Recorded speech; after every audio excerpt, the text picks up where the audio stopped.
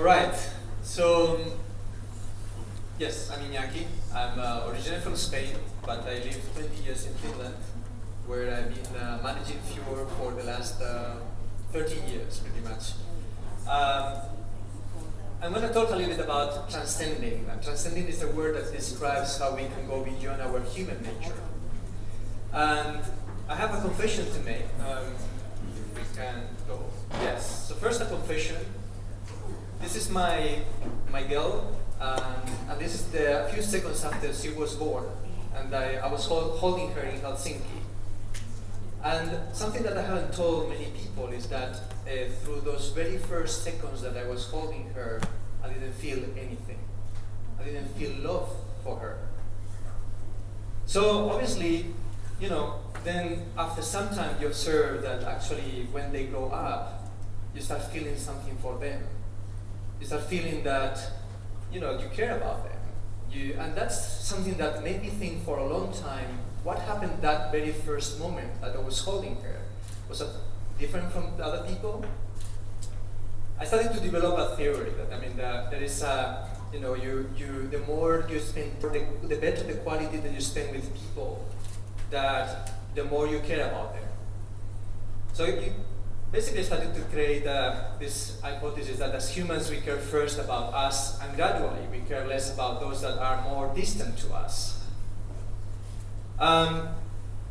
So then I did another exercise. So I started to look back into the past of my life, of my family, and I created this big genealogical tree. So this is my whole family. And it goes back 7 generations. So the folks up there are these ones. So these are born somewhere in the 1800s. And then I started to think, in order to love my kids, I need to be next to them. I need to spend time with them. When I think about my grandchildren, how much I care about them. And what about my grandchildren? In the same way that they didn't care much about me, I started to realize that I'm not really thinking much about my grandchildren. I care mostly about my kids because I spend time with them. So, this hypothesis started pretty much like most of the great theories in a bar. So this team here is basically the original Fjord team. Here you have the CEO of Olof, and we were having drinks. We started to theorize, right? How can we be sure that we really care about living a better world for our future generations if we don't care about things that are not next to us, right? This is the human footprint, and this is from 2009. I'm sure today it looks a little bit different. If this would be a living organism, blue would be the tissues that are healthy. Everything else is being infected by a virus, us, right? So it tells you actually that the impact that we are having in the world is much bigger than what we see around us. So, who cares about these things? Who cares about living a better world for next generations? Who cares about anyway the world?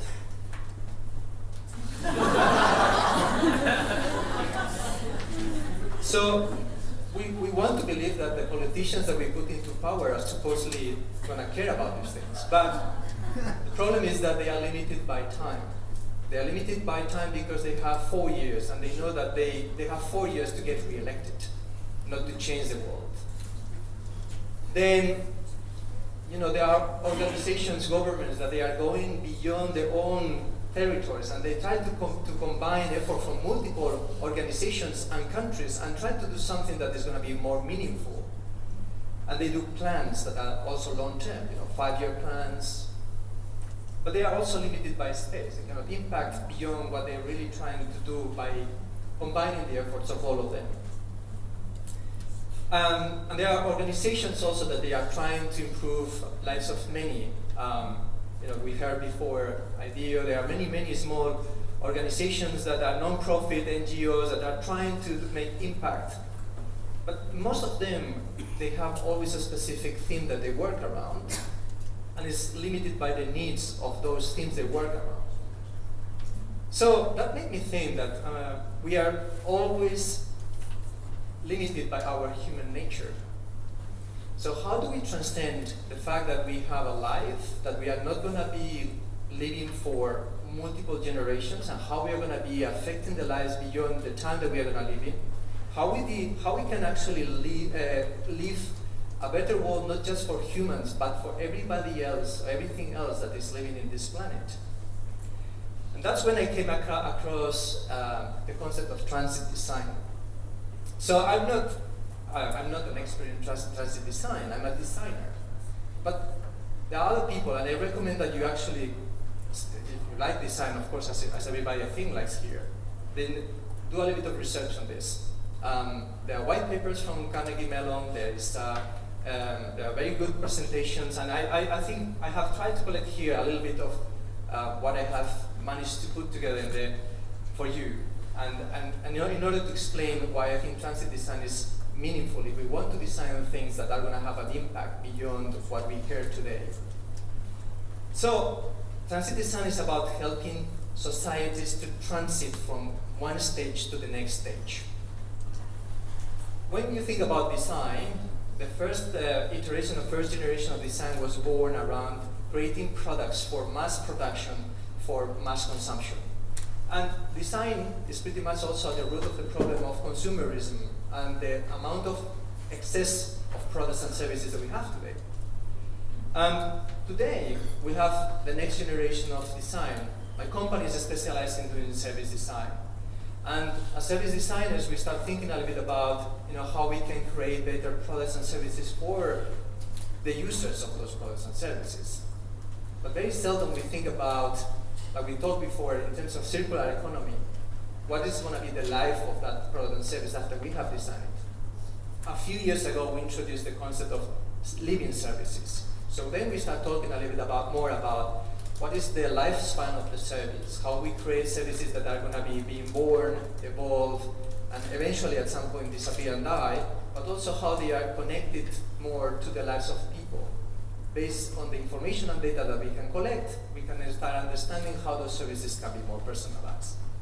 That sounds all fantastic, and that's where we are working today. However, my designers still are people that don't feel satisfied enough with this. So they are starting to ask questions like, can we do something else than just services for people? Can we do services for the society, for the best of the communities? We many times encounter these problems, right? We encounter a client coming and saying, hey, can you do this? And then we say, yes, of course, we have a solution for you. So we have a set of solutions, and we say, yes, we are going to sell you another banking application based on something we have done 2 years ago, right? So there is a little bit of also realization that most of the best ideas don't necessarily come from us, don't come from designers. After working with many people in many client projects, we realize that the best ideas are coming from the people that are suffering the most those problems. But they are not the best people to come up with the best design solution for them. So they need our help to design them in the best possible way. Design should not be about deliverables, should not be about creating yet another product, another service. But can we really think about how do we design the consequences and behaviors that are going to come out from what we are going to be creating? This is another example, something that happened to me this week. I don't know how many of you know this service. Anyone here? Yeah. You probably are too young. Plaxo was a fantastic service in the beginning of 2000s because what they did was it would help you to collect all the contact information from your whole network, and it would be able to update automatically when somebody was changing an address or changing the mobile phone. Nowadays we don't need it. We have all Google, and we have Apple, and everything is very seamlessly working. But when there was Nokia, things were not so smooth when you have Nokia and Microsoft, and then it was not easy to combine with the PC suite. These guys were a great service at the time, and all the contacts were there. This service is disappearing and dying. What happened with all the information, all the contacts that were there? What happens with the information? What happens with the information that we have today? What happens when Facebook will disappear? What will happen when Google will disappear? And listen, I'm saying will. Nothing is forever. What will happen with all the information that is there? So, we started designing products. We are now designing services. Some of us, we're starting to think about designing for social. I'm going to talk about transit design. Transit design is about designing for beyond time. Think about next generations. Think about designing when the user is not the center. We are not designing user-centric services. We are designing for a meta level. We are designing for stakeholders like water, stakeholders like animals in migration. So, the first thing is that you need to understand that there are a number of concepts that are important, and there are lots of theories out there that you need to get familiar. I'm not going to lecture about them, I'm just going to list them for you. You can go and do research about them by yourselves. I'm going to talk a little bit about some of them. So, I'm going to pick up the first ones, and I'm going to talk a little bit about the other ones later on. So, the living systems theory is about the idea that there is a symbiotic correlation between all the things that live in this planet. And when you think about in the smaller systems where animals and plants coexist, it's very important to understand how they are interconnected and what are the rules that manage how they actually coexist. So when you think about it, there's a lot that we can learn from the natural world that we can apply to how we as a society coexist, but also how we integrate with the rest of the environment. So these are some of the theories that are important to take into consideration. Futurism is about the fact that when you need to think about really far out in the future, and I'm thinking 2-3 generations, so we heard before the Singaporean government thinking what is going to happen in the next 52 years, is really interesting to start thinking, okay, how do you start planning for scenarios? What are the best tools that you have for thinking scenarios that are going that far? If we already struggle to think what is going to be the world in 3 to 5 years, 7 years ago, I'm talking, but how many years ago Facebook didn't exist? What is going to be the service? What is going to be the world in 20 years from now? We struggle to create that kind of visionary scenario for our clients, but we need to use the tools and tricks that maybe science fiction can provide. The other one is also think a little bit about how small tribes behave. So small tribes have quite a number of things that we have lost through the movement into big cities. For example, the transmission of information that I was talking before. Now we rely a lot in digital. Again, if digital is no longer the answer, or if it's going to evolve, or those services that are today digital will evolve and maybe disappear. What will happen with all the information that we have collected over our lifetime? How is that transmitted to our kids and our kids' kids? That's just one aspect of it. Another aspect that is important from how small tribes live is also the importance that they give to rituals and how those rituals create culture.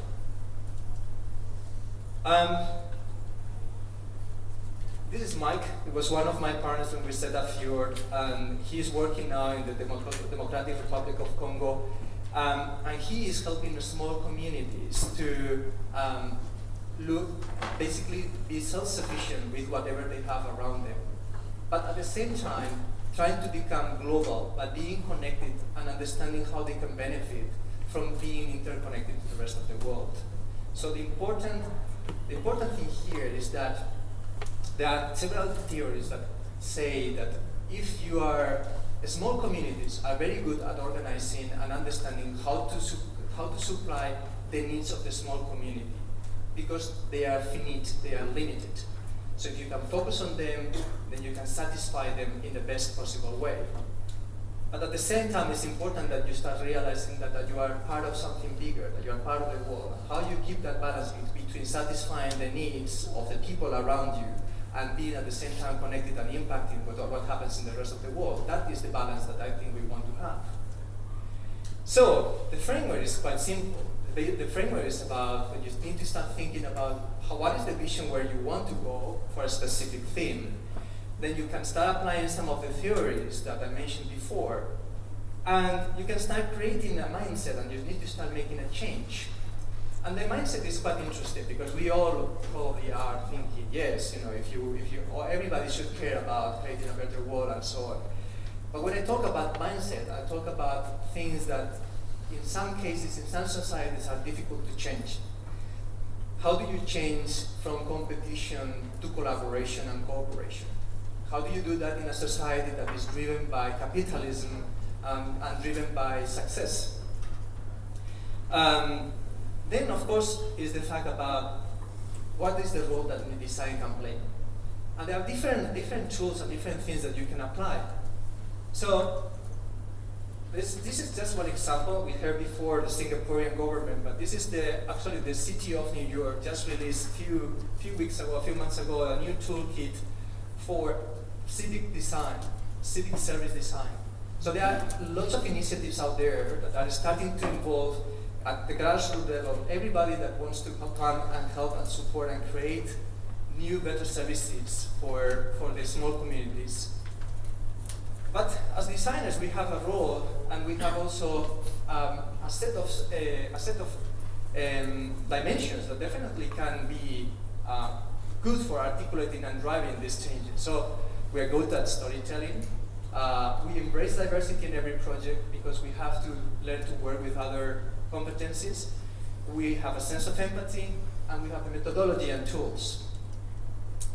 So what are some of the things when you think of the difference between creating a service or a product that is going to be launched in a few months and a few years versus launching something that probably needs to take into consideration something that is going to play in several generations from now, and needs to take into consideration something else than just humans?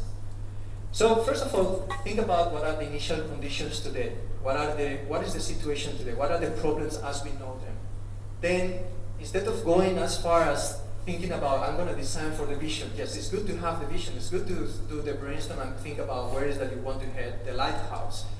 But when you start thinking about the design of the solutions, just apply them for the next level, up or down, in the system that you're going to be creating.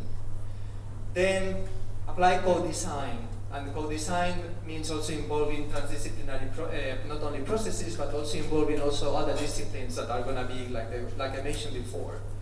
And then apply better friendly and involve everybody from the grassroots.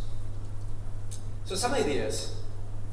So I mentioned before that it's important to move up from the user-centric to system thinking. And I mentioned before that we talk a lot about user-centric design today. But what is the next level? What is the next level from user-centric? How do we talk about personas that are not people? And how we create customer journeys for things? This is something we have started to do already at my company, but can we design values? Religion used to be the owner of the values of societies. Now when religion is diluted, if you ask our kids' generation, the values are many times driven or affected by behaviors that they see in things like YouTube. So can we somehow help to define design? What are those values that we want in our society that are going to be transcending from one generation to the next generation? Can we design educational systems that take into consideration those values? So, I'm going to give you a couple of examples. One that worked, the other one didn't work that well.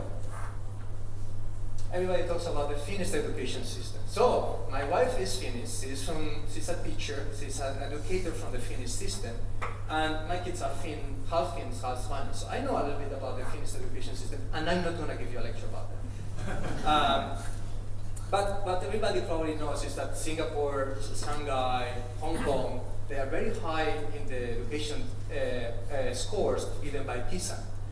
And of course, people know also about Finland. Finland is doing relatively well as well. What is the biggest difference between the people at the top? I'll tell you. My kids, when they were studying, they were happy.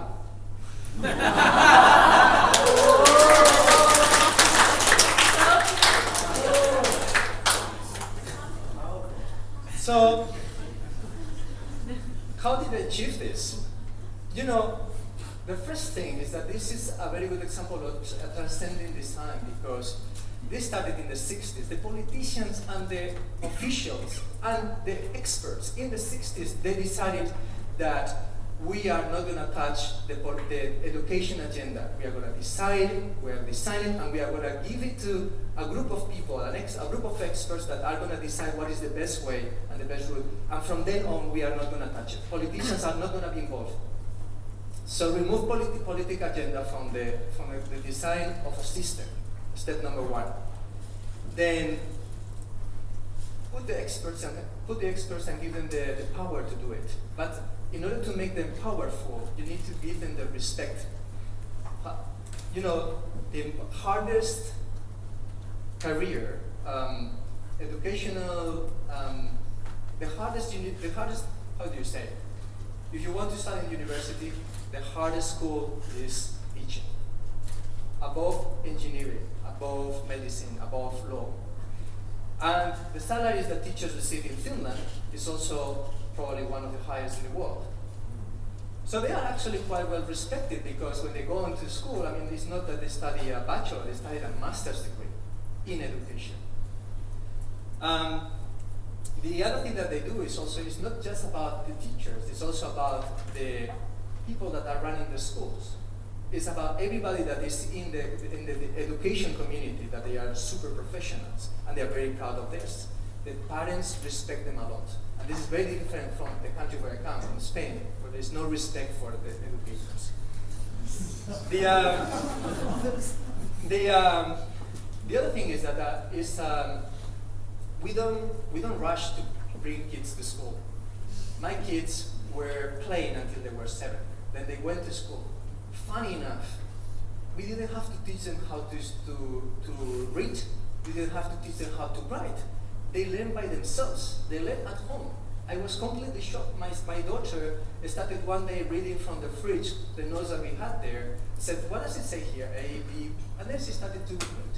She had not been one single day learning at the school. So it's not we have to push it to our kids.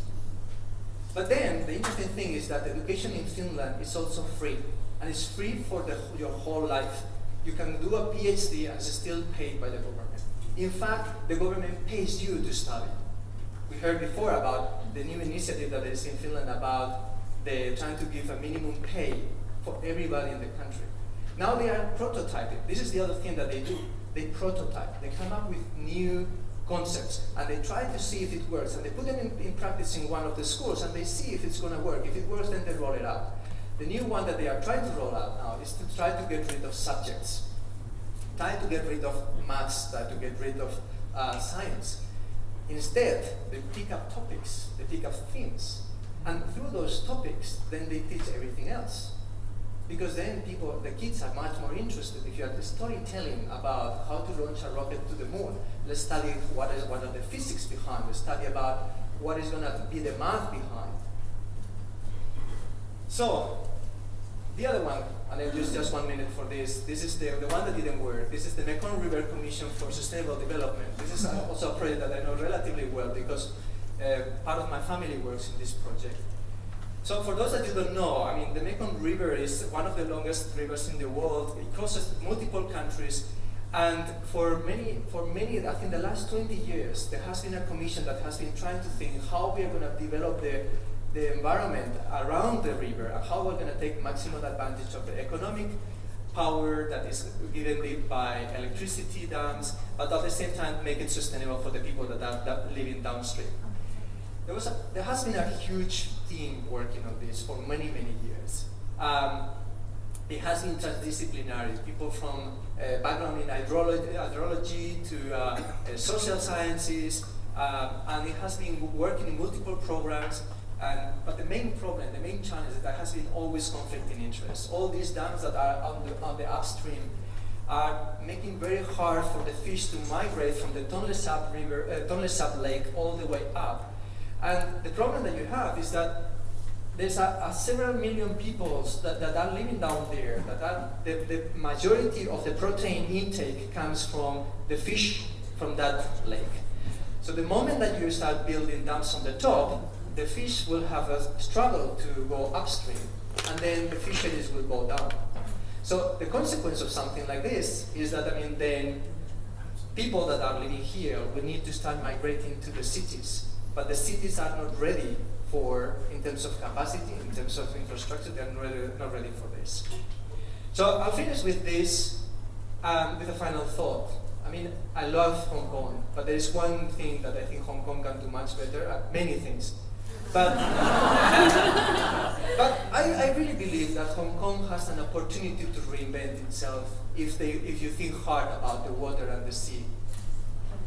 And that's a transcending, a transit challenge, because you need to think about the multiple impacts around how the sea could actually be beneficial for the economy and for the society.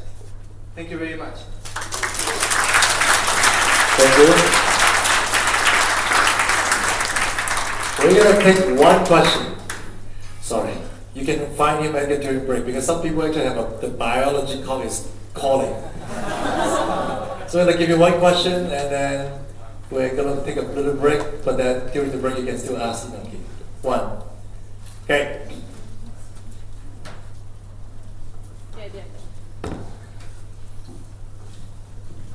Thank you for sharing. When I was in London this June, a designer also shared with me that the future trend of design thinking is not human-centered, it's life system. Yeah, and I'm curious about, I think nowadays the biggest challenge of society is that we are disconnected with nature. We are disconnected with our, spirit. So it is only when we really understand ourselves as human beings and the connection with the nature, with the planet, then we can maybe create different or innovative solutions. So my question is, how we can help people to really change their not the mindset, like design thinking mindset, but how to make people feel more connected. Yeah. No, it's a good question. I would probably start with my kids, because they have still a lifelong in front of them, and it's easier to convince them about those values than try to convince my grandparents or my parents. I would start with them. But I think it's important what you're saying, because sometimes to design something that is where you are not the center, when I'm not designing for my needs, it means that also the solution might be something that is not exactly what I would expect. It's not perfect for me. So there will be probably a compromise. It will be probably better for everybody if I'm not the only one that is winning with the solution. So I think we need to start thinking and planning solutions and preparing people for the fact that it's not, we should be less egoistic. We should focus less on us and think a bit more about how we make sure that, I'm not the only winning, but actually by winning all, we are going to be happier together. That's it. Thank you. Thank you. I remember during dinner we talked about this, right? I'm all pushing about human-centered design, having cooperation to understand this. And there are some like Iñaki and some other people, that have done it for a long time, and they asked next week. And my dinner conversation went very clearly. Iñaki told me, can we treat the ocean as a human? We talk about human-centered design. Can you put the ocean as the human? And then say we're designing for the ocean. The ocean doesn't speak for themselves, but if you empathy for the ocean, what is the ocean calling for? And say, what is the ocean's needs? And probably would be in conflict with ours. Yeah. So that remind me, it's another level. So if you look at our framework, this is the bottom part, the really advanced part. Execution in the advanced part. Can you actually go further? But very interesting. Thank you, Iñaki. If you have questions, come to Iñaki and ask.